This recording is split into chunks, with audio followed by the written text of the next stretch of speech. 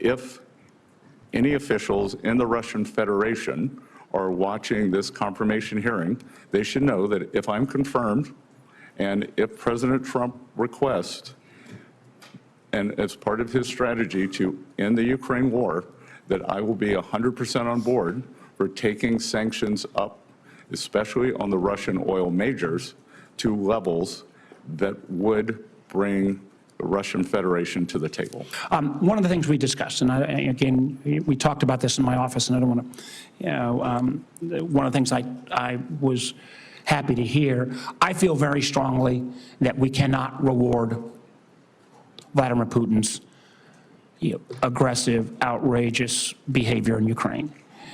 And I think the Ukrainians have performed remarkably. Obviously, they have manpower issues. I see this from the intel side on a daily basis.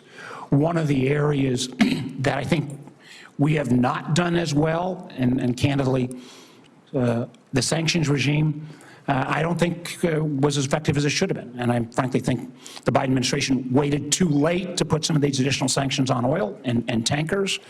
The ability for Russia to retool. Listen, I hope if President Trump can settle this,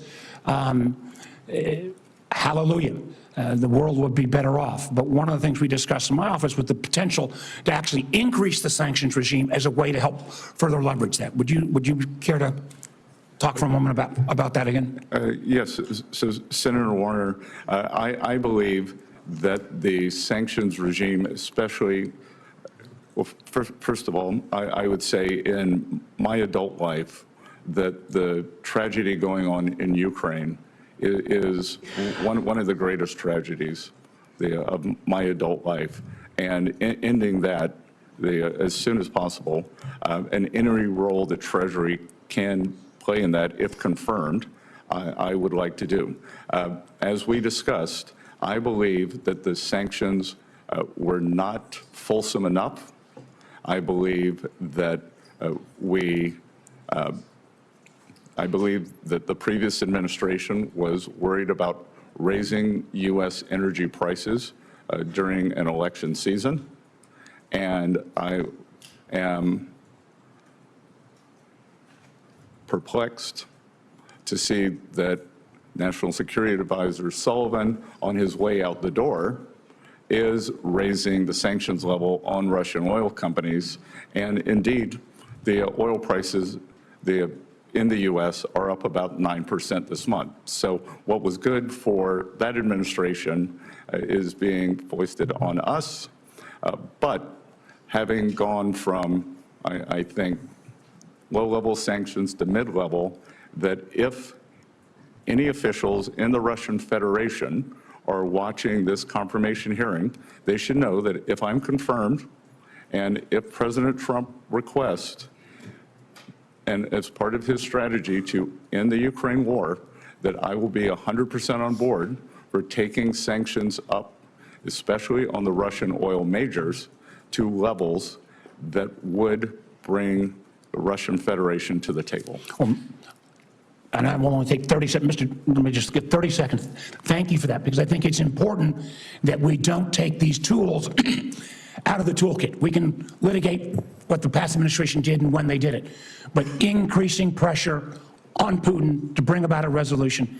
I very much appreciate your willingness, and I hope you will be an advocate for keeping those sanctions on and actually advancing them even further. Thank you, Mr. Chair. Thank you. We agree a key ingredient in reigniting the economy in this country is to unleash American energy. In my home state of Wyoming, and we're an energy superpower as a nation, and we are America's energy breadbasket in Wyoming. Energy production is the heart of our Wyoming economy and the nation's economy. It supports workers as well as schools, infrastructure, the money that comes from that, the tax revenue.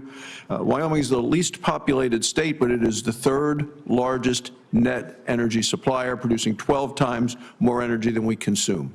It's at the forefront of oil, natural gas, coal production, carbon capture technology, hydrogen production, many alternative sources of energy. What's happened is that energy producers in Wyoming and across the country faced a whole-of-government assault from the Biden administration on American energy production, taxes, crippling regulations. They've weaponized the tax code in ways that are just unthinkable to me against conventional American energy production. The things that Joe Biden signed into law just made things worse, but the good news is with you there, with President Trump in the White House, things are about to change. So you've talked extensively about boosting American energy production. What role do you see yourself playing as Treasury Secretary in making sure we become American energy dominant and in terms of energy security as well?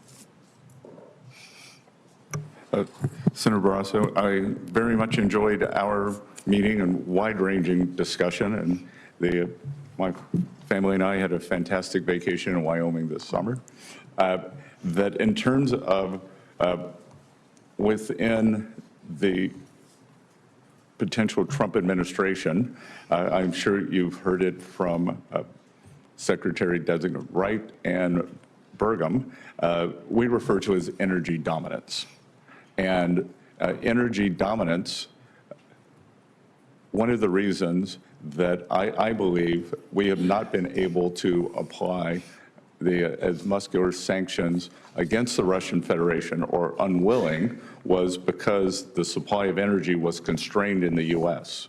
So the same with the terrorist regime in Iran. So I would view that as we can raise U.S. production, we would squeeze down the bad actors, especially Iran. I think I'm right, maybe not in the exact numbers, but in order of magnitude, I believe Iran was down to 100,000 barrels of oil exports when President Trump left office. I believe that they are now exporting in excess, or approximately 1.7 million. So through sanctions policy, I believe that we can, again, as I like to say, make Iran poor again.